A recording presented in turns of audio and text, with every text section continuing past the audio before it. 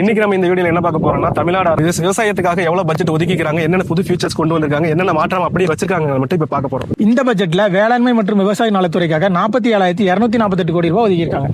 அடுத்த 5 வருஷத்துல உணவுதான உற்பத்திக்காக 121 லட்சம் மெட்ரிக் டன்ல இருந்து 131 லட்சம் மெட்ரிக் டன்னா உயர்த்த போறதா சொல்லியிருக்காங்க. ஏஐ, மிஷின் லேர்னிங், ட்ரோன் தொழில்நுட்பத்தை பயன்படுத்தி விவசாயத்தை நவீனப்படுத்துறதா சொல்லியிருக்காங்க.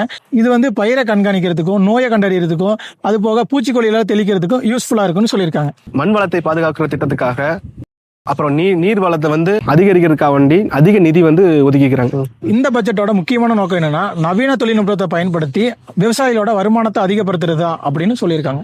சிம்பிளா சொல்லணும்னா, இந்த வேளாண் பட்ஜெட்ல விவசாயிகளுக்கு முக்கியத்துவமா அதிக பாசனம், அதிக விளைச்சல், நவீன தொழில்நுட்பம், விவசாயிகளுக்காக நீண்ட கால ஆதரவுக்காக இந்த புதிய பட்ஜெட்ல கொண்டு வந்திருக்காங்க. இந்த பட்ஜெட்டை பத்தின உங்களோட கருத்துக்களை கமெண்ட் செக்ஷன்ல சொல்லுங்க. இந்த வீடியோ பிடிச்சிருந்தா லைக் பண்ணுங்க, ஷேர் பண்ணுங்க, மறக்காம நம்ம சேனலை சப்ஸ்கிரைப் பண்ணுங்க. உனக்கு தரது சோறு இல்ல தம்பி, இம்ப்ரமேஷன் இஸ் வெல்த்.